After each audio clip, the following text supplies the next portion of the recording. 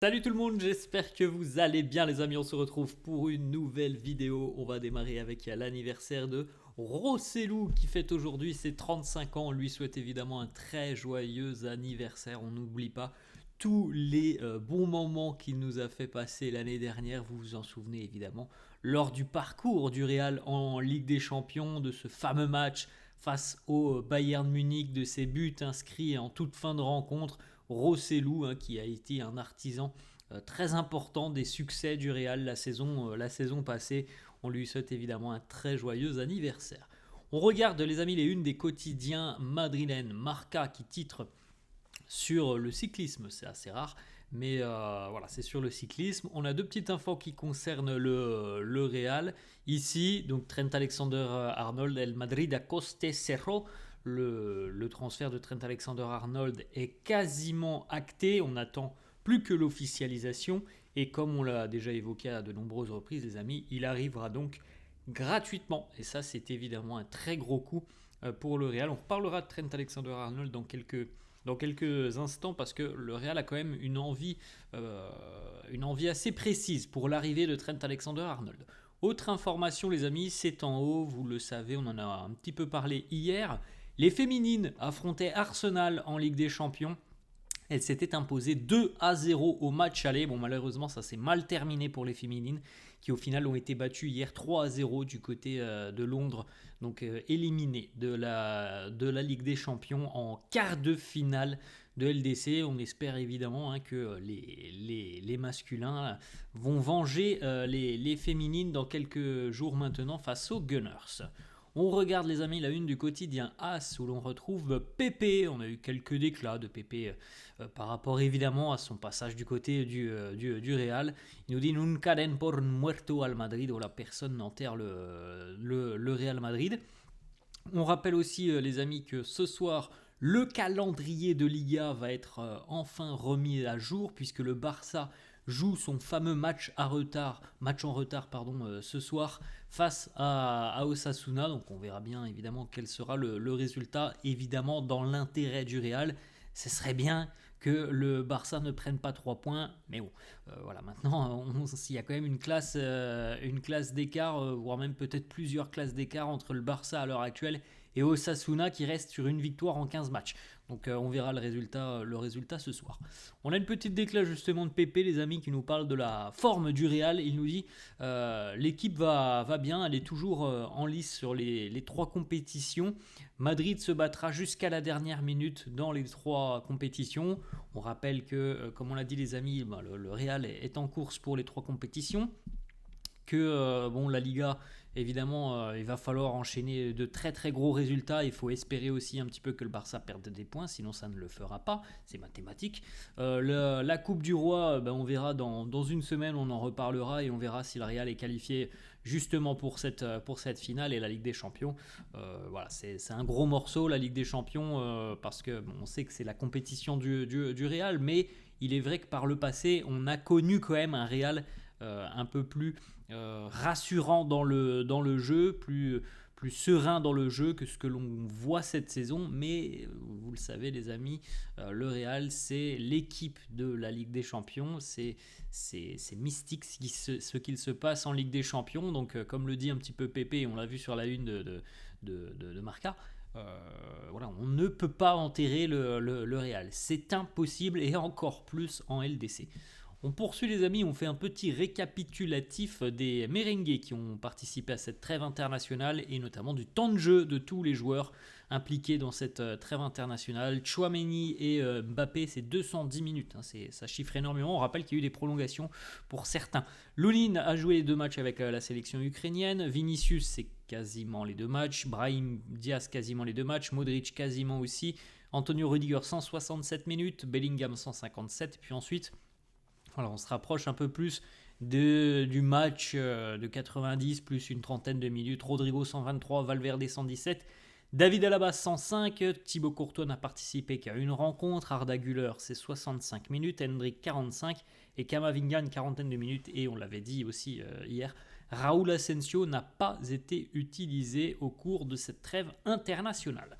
On a une petite information aussi les amis qui concerne le Real et qui concerne aussi justement le foot international. Ça a été annoncé par le quotidien brésilien G Globo, donc c'est un quotidien quand même relativement sérieux qui annonce une nouvelle fois que la sélection brésilienne veut faire de Carlo Ancelotti le futur sélectionneur du Brésil pour le Mondial 2026.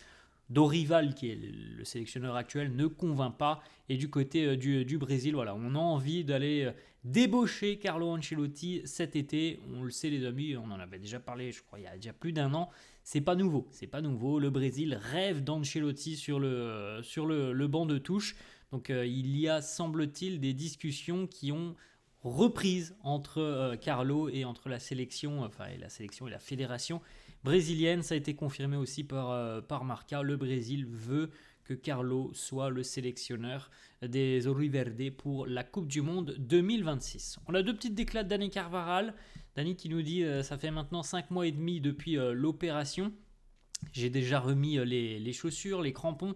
Je commence à accumuler aussi des sessions d'entraînement sur le terrain. J'essaye de revenir le plus tôt possible, mais aussi de revenir le plus tôt possible en étant en forme. Et ça, c'est le plus important parce que c'est bien de se dire j'ai envie de me fixer cette date pour revenir. Mais le tout, c'est quand même évidemment qu'il n'y ait aucun risque derrière d'une quelconque rechute, d'une nouvelle blessure. Donc il faut revenir, c'est une évidence, mais revenir en forme, c'est le plus important. Il nous dit pour le moment, j'ai été blessé dans le vestiaire aussi.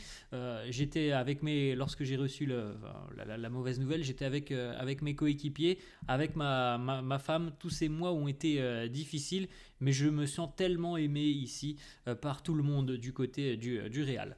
Autre petite déclat de Dani Carvajal qui nous dit voilà un événement qui a marqué sa carrière du côté du Real. Il nous dit la soirée la plus spéciale pour moi et celle que j'ai expérimenté face à Manchester City en Ligue des Champions. C'était quelque chose d'unique. On a marqué le but égalisateur.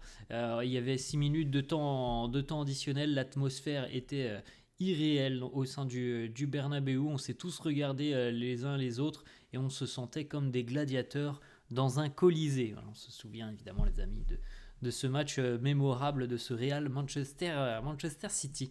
On a quelques petites infos. Fabrizio Romano qui nous donne encore quelques infos sur Raúl Asensio. Donc on annonçait une prolongation jusqu'en 2029, ça sera certainement beaucoup plus puisque Fabrizio Romano annonce que Raúl Asensio devrait continuer l'aventure jusqu'en 2031, que Raúl Asensio veut écrire l'histoire ici du côté de Madrid. C'est pour ça d'ailleurs que le contrat sera certainement long parce que Raúl Asensio se voit dans la durée du côté du Real. Et puis à noter aussi que Fabrizio Romano a confirmé que beaucoup de clubs, notamment de Première Ligue, s'étaient positionnés pour pourquoi pas tenter de recruter Raúl Asensio, mais que très rapidement Asensio a pris la décision qu'il n'y avait qu'une option pour lui, c'est le Real, et donc il a écarté toute autre possibilité, notamment en Première Ligue. Et ça en dit long sur la mentalité de Raúl Asensio, son désir aussi de réussir du côté du Real. Autre information les amis du quotidien AS qui concerne Trent Alexander-Arnold, et on en a parlé un tout petit peu tout à l'heure. Le Real a un objectif, c'est que Trent Alexander-Arnold puisse disputer la Coupe du Monde des clubs en fin de saison en tant que joueur du Real Madrid. Alors, on rappelle les amis qu'il peut potentiellement, normalement, il peut s'engager avec le Real au 1er juin. Si les infos que j'ai vues passer sont bonnes, normalement il peut s'engager du côté du Real au 1er juin, et du côté du Real, on aimerait, si possible, ne pas perdre de temps et qu'il puisse directement être disponible pour la Coupe du Monde des clubs qui démarre à peu près à la mi-juin. Ensuite, les amis, quelques petites photos de l'entraînement de la veille. Luka Modric, Raúl Asensio, Andriy Lunin, Courtois étaient les internationaux qui ont fait leur retour hier. Petite photo justement pour Luka Modric. On peut aussi signaler que le jeune Johan Martinez, sur lequel le Real va vraisemblablement aussi miser dans le futur, est très très proche d'un retour sur les terrains. Lui aussi, les amis, comme malheureusement beaucoup de joueurs du Real, a été victime d'une rupture des ligaments croisés, on s'en souvient, c'était l'été dernier.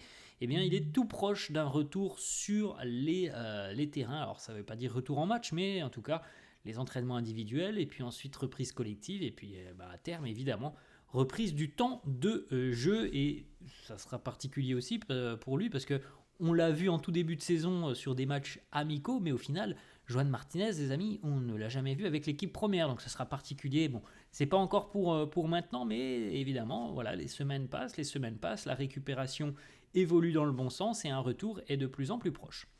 On a une information aussi du quotidien Marca, le Real affronte Leganés ce week-end.